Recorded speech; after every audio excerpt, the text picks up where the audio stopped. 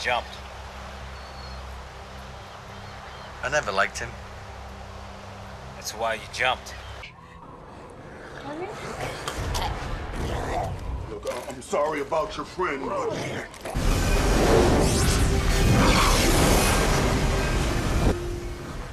Orders, man. What's going on, everyone? Welcome to Hollywood Interviews. I'm here with actor, producer, casting director Gerald Webb. You do it all, man.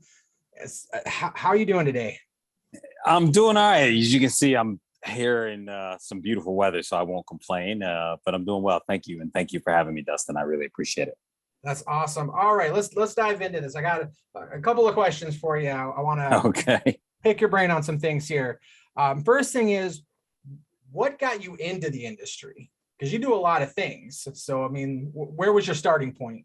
I mean, the truth of it is, when I was a kid, I was always performing on some level, and I really believe that certain things speak to us when we're children, and if we listen to them, we run with them. But a lot of times we don't listen to it, and then many years later, we're trying to find ourselves as an artist or find ourselves in whatever space someone wants to find themselves. So for me, it was clear early on. I was, reading stories and recording to my dad's old reel-to-reel machine when I was a kid. I was in the play when I was in 6th grade. I was popping and breakdancing and stuff, when I was a teenager. So then I moved into the DJ industry. So I've been a performer my whole life.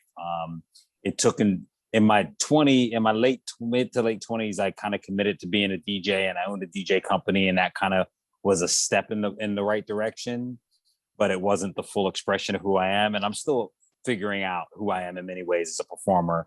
Last year for the first time I directed. So, but I've always been that. And it's just been a genesis of me continuing to grow as an artist. And I've been fortunate to be able to make a living and do it professionally. Awesome. That's, I didn't actually know you DJ'd. Yeah, I was a pretty, I'll toot my own horn, but I was a pretty prolific DJ. I was sponsored by companies like Techniques and Pioneer, and had endorsements, and traveled all over the country teaching DJs about new technology. And you know how DJs scratch on records? Mm-hmm. I was the first person to come up with a way to do that with a CD player and an effects processor.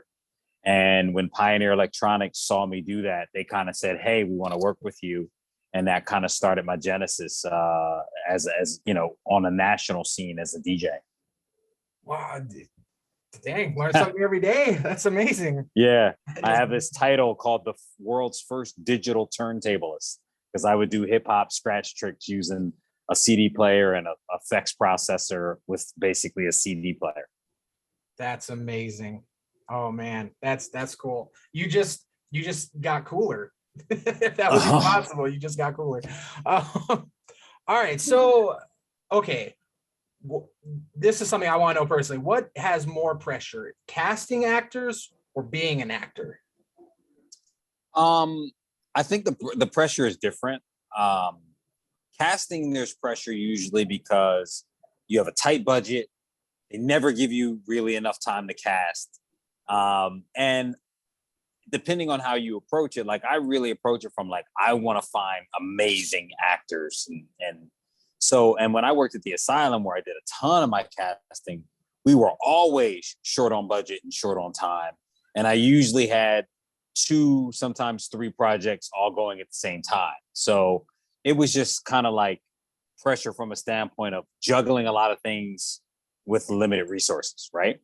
Whereas as an actor, I don't know, it's weird to say the word pressure, but there's a lot of responsibility. And can you hear the ship? I don't know if you can hear that. It's one of the cruise ships going out. There is pressure, but it's different because for me, film is unforgiving. Like they film everything in like ultra high definition now. Like it's gonna be there forever, and nobody, like, especially like when I'm pulling double duty, like if I'm producing and acting on something, nobody wants to hear, well, that day was the day that like somebody got hurt or lunch was late and they were bugging you about lunch when you were filming your scene. And that's why you weren't that great in that scene. Like nobody ever, there's no excuses. Like, it's going to be there forever. It's documented. And 20 years from now, somebody's going to pull it up and clown me about like some scene where as a young actor, I screwed up. Right. So there's a different pressure from a standpoint of trying to live into and live up to the character that you're studying, whether it's a real person or not, but then also knowing that like the work that you put out there is documented for all time. Oh, for sure, for sure. Speaking of casting actors, what was it like? Because you casted for the first Sharknado, right? Yes, I did the first 3 Sharknadoes. How was casting for that? Because it has a crazy cast. At first, well, all of them have. What was the process for that? Well, the first one was completely different than the latter ones because the first one, nobody knew what Sharknado was. And believe it or not, the word Sharknado was actually a deterrent to getting stars to be in the film. So think about it. Okay. If you're a star, you want to have a A-list, legitimate career in Hollywood, before anybody knew what a Sharknado was, like your first thing wouldn't be like, I'm going to go be in Sharknado. You wanted to be in, Game of Thrones. You wanted to be like, so that like, those are the so when you read this Sharknado, like, because the concept is just crazy. And the first time people hear it, they think it's a joke, right? Until we made it and then it hit. And now everybody's like, oh my God, this crazy movie. So believe it or not, it was difficult because we sent the script out and I honestly don't think actors were really reading it. I think them and their agents were looking at the title and going, I'm not doing this. Like, I'm not, like, the agent might have gotten threatened with being fired. Like, you're sending me a script named Sharknado, I should fire you.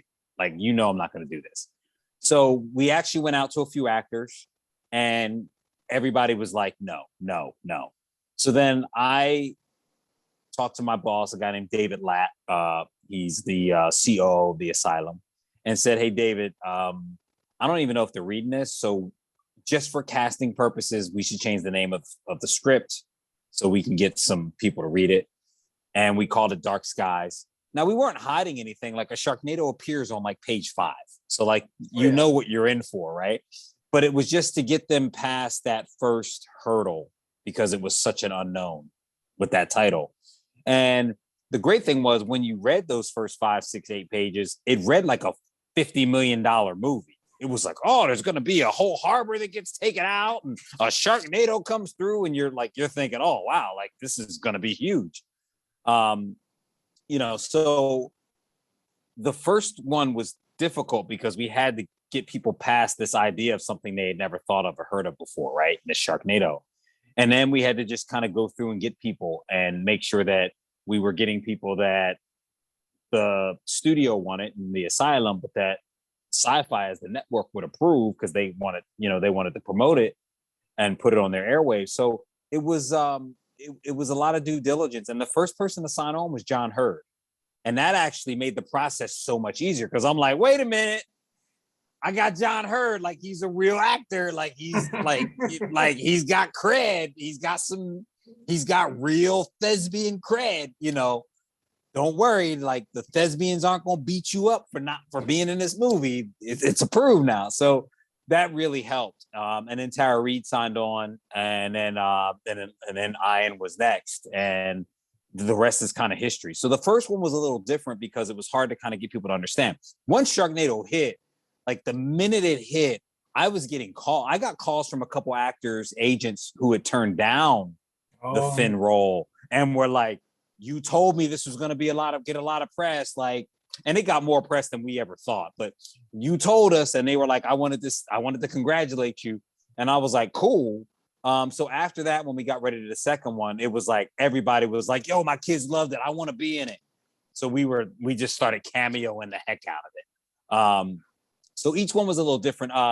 Getting David Hasselhoff for the third one was kind of cool. To be able to make that happen. And then him playing Ian's father, which kind of feels like a perfect fit.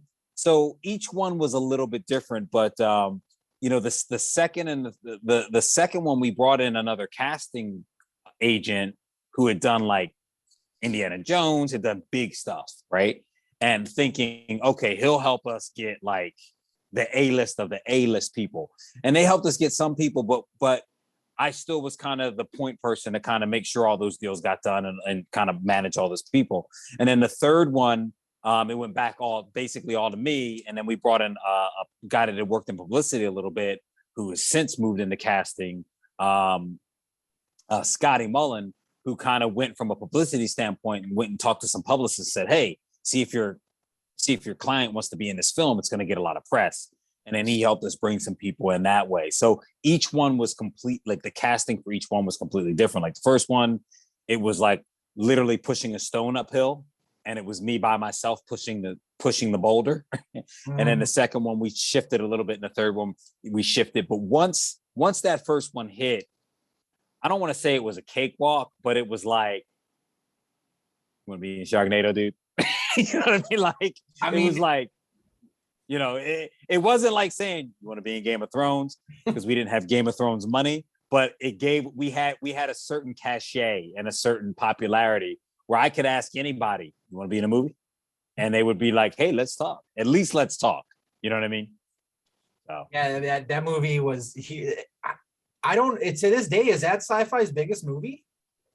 I would guess. I mean, Lavalantula did well and some other ones, but I mean, Sharknado, I think, kind of broke the mold across the board. That became like a cult hit. Like yeah, I mean, it literally, the tweets from it broke Twitter when it aired. Yeah. Like, how often does that happen? So I would probably say it was the biggest film they've ever done. I mean, they had like Battlestar Galactica, some of the series might have been big in a way, but from a standpoint of like their original TV movies, I would definitely say it was probably the biggest. Awesome. In my unofficial capacity of ratings. All right. So you also produce. So what is your process jumping into that producer role? Beg people for money so we can go make a movie. And then if they give us that money, go make a really good movie. But yeah, it's kind of a tricky question because, again, some movies are different than others. So we've had movies where companies have come to us and said, hey, we have this script or this idea. Can you produce this movie for us? Because you guys have experience. And we kind of come in as like a production services team and take their script and their money and execute it and then give it back to them. But let me but other movies, like one of my most recent movies was a film called Assault on VA 33. Mm-hmm. That my business partner, Chris Ray, directed. And it stars Sean Patrick Flannery and Mark Dacascos and Michael Jai White and Abigail Hawke, and I have a role in it. And, I mean, there's a bunch of people that are in it. Max Adler is in the film. Rachel True from The Craft is in the film. I mean, RVD, the world champ, is in the film. So it's like just this amazing like cast for one of our films. And like that film, really, like my business partner Chris said, hey, he was in the Navy. He's like, I want to do like a Die Hard at a VA hospital. I was like, I'm in. You said Die Hard, like let's do it, right? So he kind of came up with a concept, and then we reached out to the writer and said, hey, here's the concept. And Scott, who was our writer, Chris and him had a bunch of talks, and he banged out a draft for us literally in like a matter of like a week or two. And then gave it to us, and then we both gave notes on it. And I said, kind of, here's my thoughts. And Chris gave all his thoughts, and we did some revisions. And then we went to investors and said, hey, we did two things. Simultaneously, we went to investors and said, hey, would you want to put some money up for this? This is what we're doing. But one of the things that helped is we went to a distributor that we had worked with and said, we're going to make this movie. What do you think? And they were like, yeah, if you can make that, we'll distribute it. So when we can go back to the investors and go, hey, we already have a distributor interested, they're like, okay, here's a check. And that really sounds easy. It's not easy to do that whole part of it, but that's really what it is kind of juggling. If we had not unlimited money, but if I had money to make film after film after film, we could literally just go from production to production to production. Finding the financing for it or is always a big challenge. Now, beyond that, like we approach it we really do try to put all the money on the screen, as much of the money as we can on the screen. We want it to be, a quality film. And, so we really, Chris and I put in a ton of sweat equity on our films.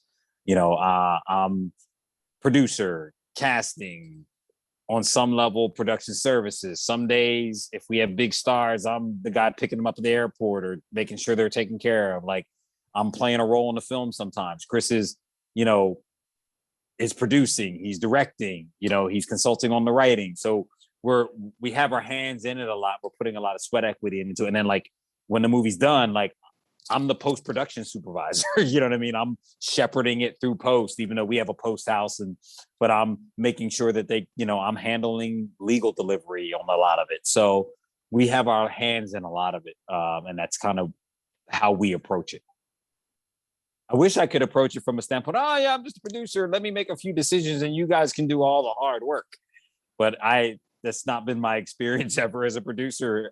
As a producer, the more, even as a director now that I've directed, the more I do, the more I realize, like, the higher up you go, the more you serve the film and the more you serve your crew. And if you can serve them well, you can hopefully make a great movie. Awesome. Let's jump into directing real quick. So I personally have directed a few commercials and I've acted. Now, I can tell you, I think personally directing there's way more pressure there. What is your take? What do you think? What's directing or acting? What is? Oh,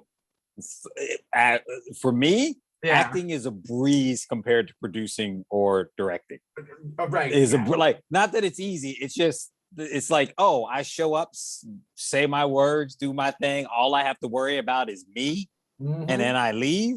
Like, whereas producing and directing, like, you're worried about everything all the time. Like, and it's all, like, on some level, it is all on you. Like, even if the actor's performance is terrible, they'll be like, oh, that director made a terrible movie, right? So it's all on you. So yeah, I agree. I think that there is a tremendous amount of pressure as a director. And, I think part of it for me, and like I said, I have very limited experience. I've directed B unit on a bunch of things, but for me to I wrote, produced, and directed Stacks. There was so much pressure, and I had this big fear of, you're going to screw this up and you're going to make something that's just terrible. Well, you didn't. Stacks is so the pressure is like, yes, right. But and here's the thing. You know why I didn't? For two reasons. One, I really did the work to be prepared from a standpoint of for shooting it. And I had an incredible team. Like, my DP kept me from getting into trouble. My team kept me from getting into trouble. My actors were all seasoned professionals and came in prepared. And the funny thing was, as scared as I was to step into that director chair, and I was really honestly scared to do it. Once we got to the day, dude, it was like I was on some kind of like super brain food, because like I was remembering every detail that I needed to remember. I was like, somebody would say something, no, we got that covered. Like, it was weird how natural and comfortable the position was for me, to the point where, like, Mark Christopher Lawrence, who I'm so excited got nominated for a Daytime Emmy for Outstanding Lead Actor for his performance in Stacks.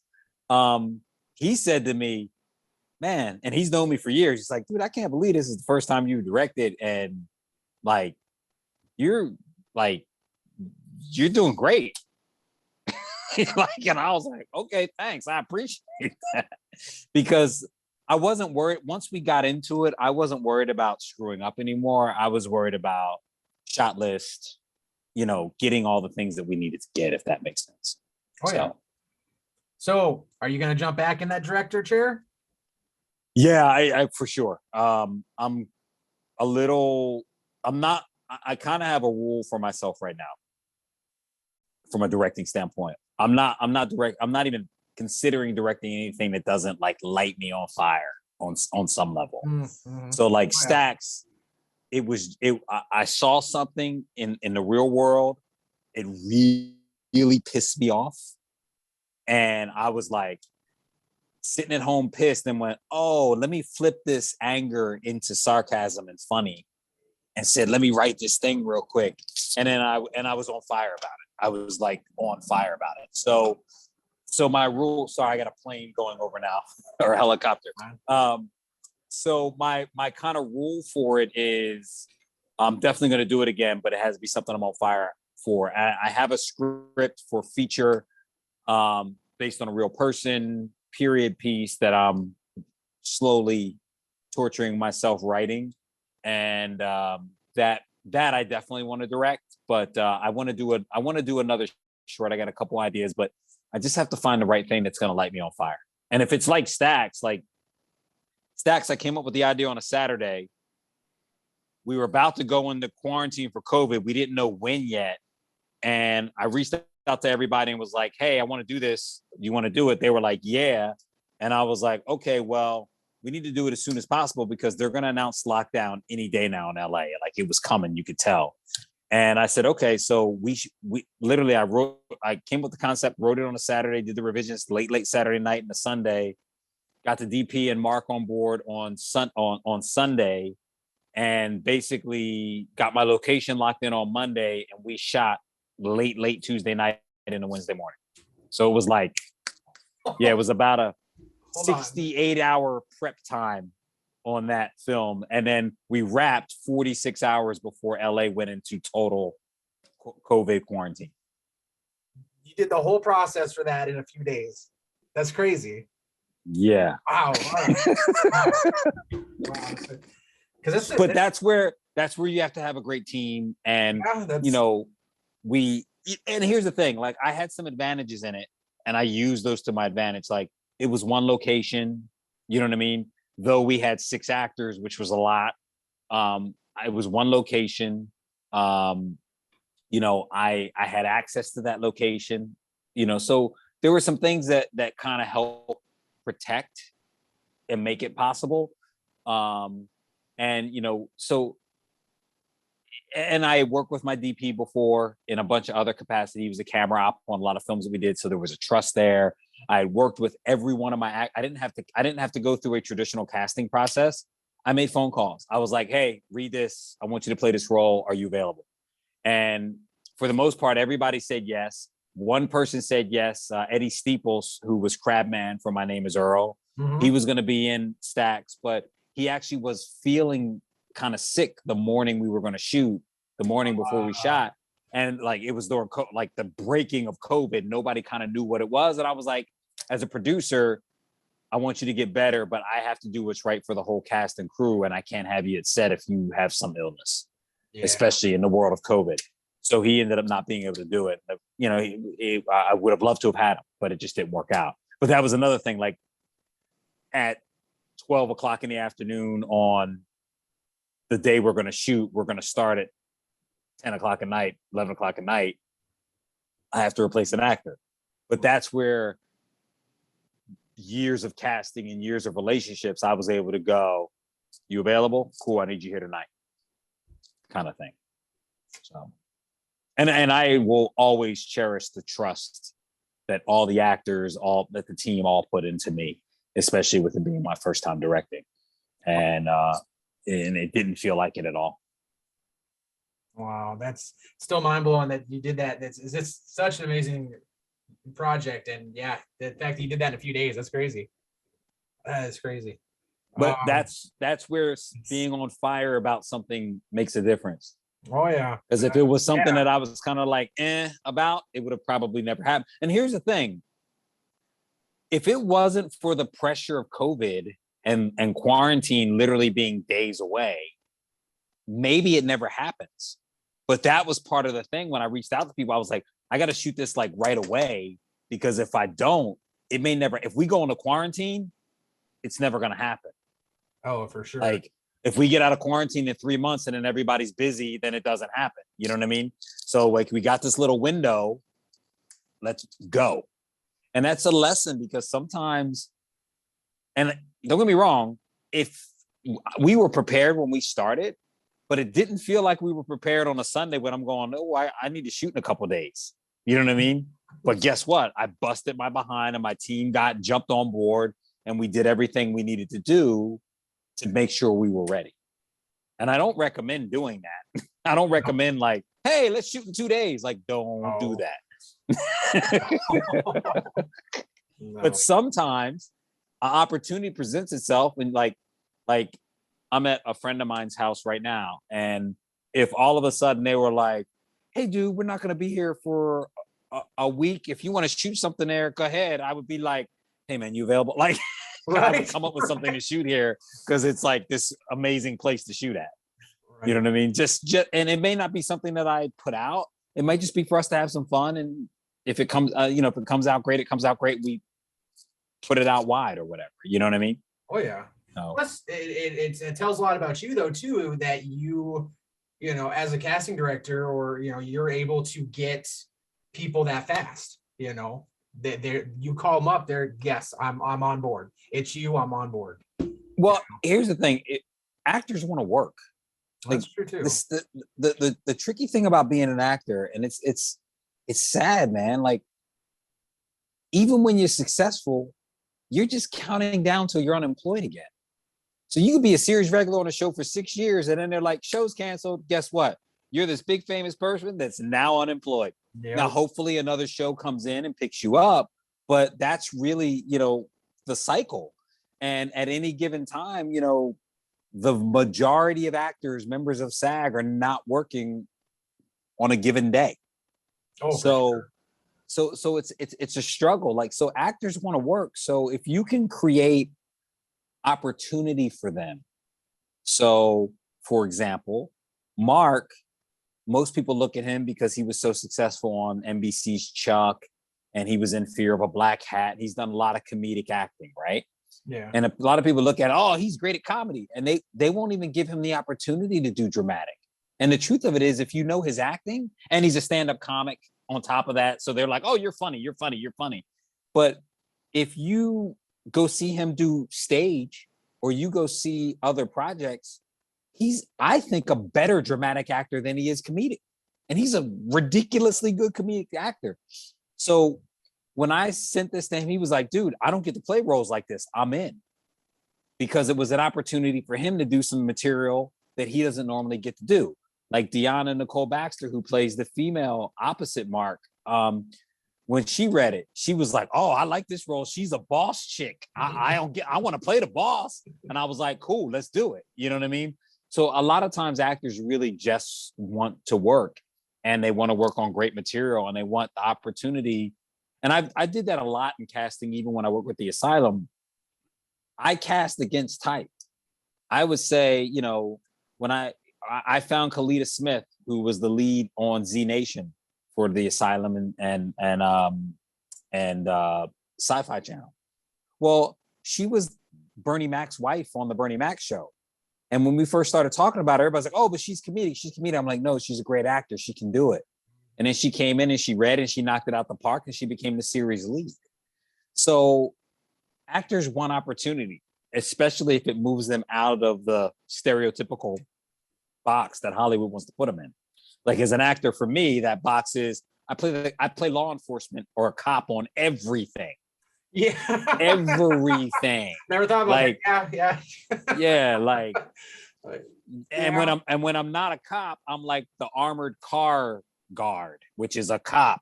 Yep. Or I'm the prison guard, which is a cop, like, Yep. or I'm the detective or the FBI agent, or now I just played a general in Assault on VA-33. So that's kind of like the same archetype. So if you can give someone the opportunity, if you come to me and go, oh, you get to play a lawyer or a doctor, I'm like, yeah, let's do it. Like, how much? I don't even ask how much you're paying me. Let's just do it. You know what I mean? Because I want those opportunities. So. Oh, for sure. Actually, dude, didn't you played a detective on Barry too, didn't you? I did. I never really realized that. Name any show I'm on, and if you say cop or detective, you're probably right. Oh wow. I never really thought about that. Wow. Oh man. But what I tried to do with my career is, since mainstream television saw me as that, I did cop and everything else, I turned down the cop role in a lot of independent stuff, unless I was like the guy, right? Oh yeah. And I would say to these, like some of the Asylum films, I would go, well, let me play the mayor. I can do the mayor. Or I would try to play some of the other roles so that I could show my versatility. in independent stuff, and that helped my real look really develop and show. And one of the biggest, I consider it a compliment, but one of the biggest comments that I get from casting is they'll bring me in to read for something and that's off my type, and the casting director will look at me when I'm done and go, "Wow, that was really good. I didn't know you could do that."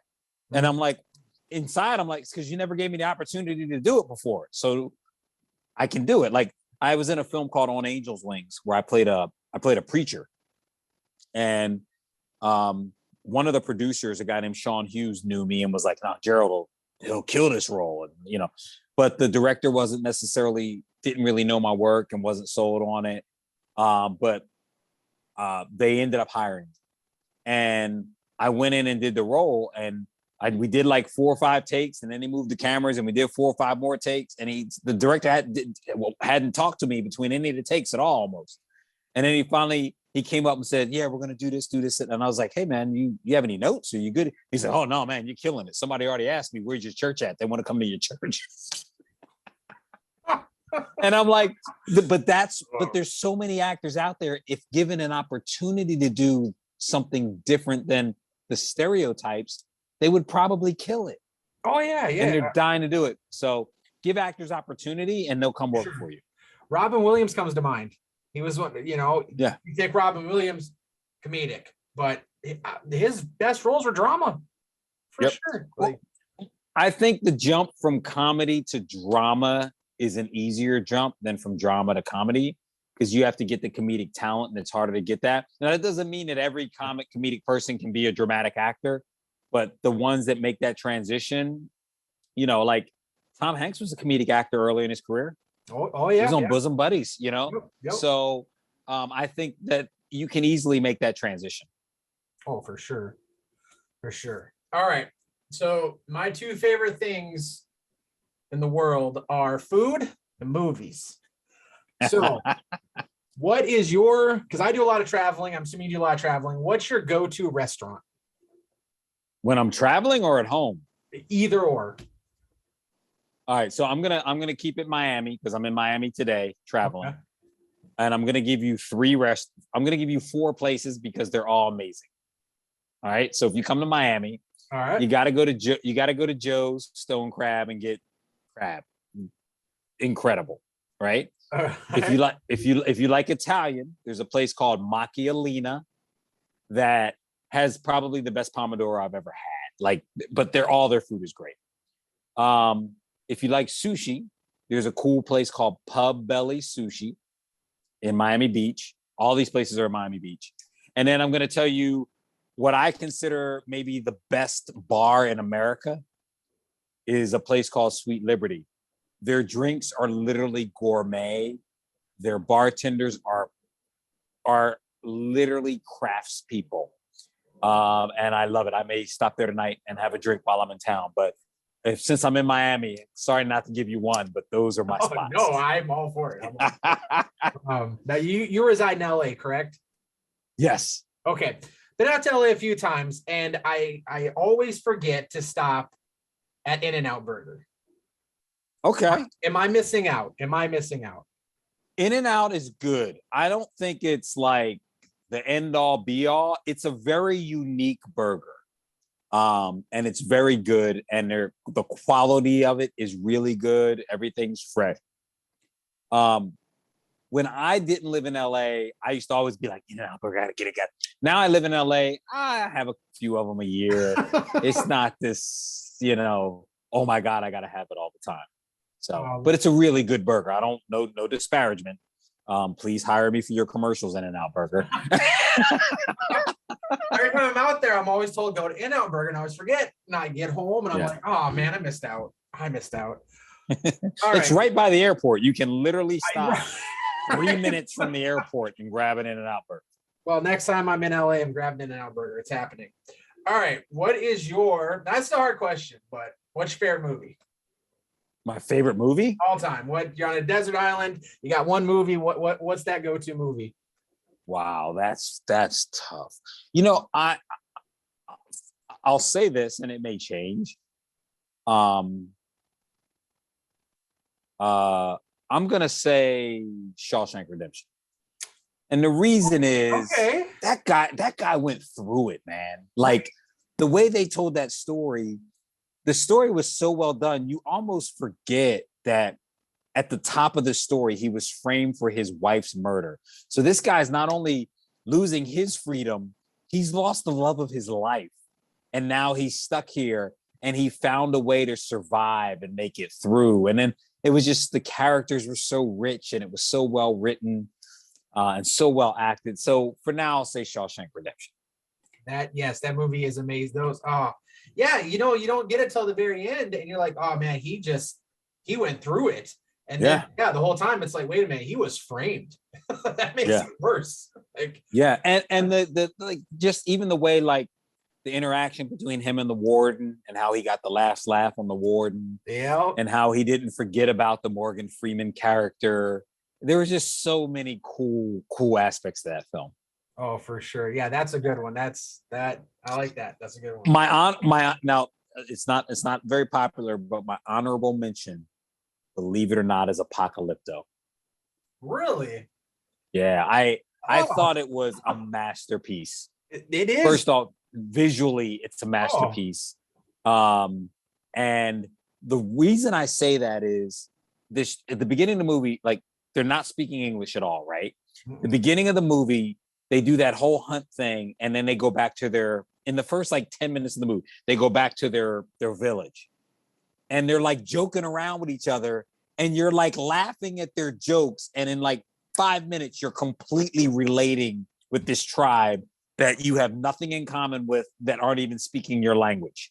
And that's when I was like, and then the minute you get related to them, they get captured, and it's just an adventure, like, to the end, and like nonstop adrenaline to the end. I thought it was a masterpiece, and it was due to Mel Gibson's behavior. Because he got arrested and made those comments like right when Apocalypto was about to come out, and I think it torpedoed the film. I think the film would have probably won an Academy Award in at least one area, in one discipline, for cinematography or set design or maybe even picture.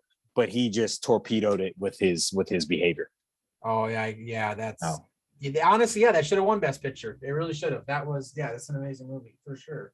I mean, it certainly should have won like cinematography or set design. Set design. I mean, you see how they literally built the the Mayan temples, and like, it was crazy. Oh yeah, it was crazy. So yeah, that's my low key favorite. Wow, that's awesome. Well, it's been a pleasure talking with you. I've had an amazing time here with you. The pleasure was mine, Dustin. Real quick, let the audience know, what are you working on now? What do you got coming up next? Right now I got my fingers crossed for Mark Christopher Lawrence to win a daytime Emmy on Sunday for his role of Hector in Stacks. We have a Assault on VA-33 just got picked up by Paramount, our film. So that's out right now. You can go buy it at like Walmart. You can get it on demand and everywhere like that right now. So we're promoting that and pushing that. I'm writing a film about an activist that may be what I direct next. Who knows? And then we have a horror film and a couple other films. We're trying to kind of put the final points of financing in place to get those out there. So that's what I'm doing, man. And I'm pretty accessible. You can find me at Gerald Webb on any of the social media platforms. And Stacks is stacksmovie.com. If anybody wants to watch it, it's up until I put it up and take it down, but it's generally up where you can see and watch the 8-minute film and see what we're doing there. Oh, for sure. Everyone needs to watch that. It is amazing. No, thank you so much. Awesome. I can't wait. Hopefully we get to speak again. And anytime, like, seriously, I really enjoyed it. I'm glad we finally got to do it. It was a lot of fun. Awesome. This was definitely a lot of fun. Well, hold on. Now, the next time you're in LA, we need to go to dinner, and I'll take you to some good places. And then we'll go eat, then we'll go drink, and then we'll get an In-N-Out burger at the end of the night as like our fifth meal. You know what I mean?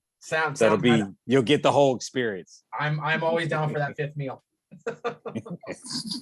Always down for that. I love it. Thanks for tuning in, and we'll catch y'all next time. All right, cool. Thank you so much.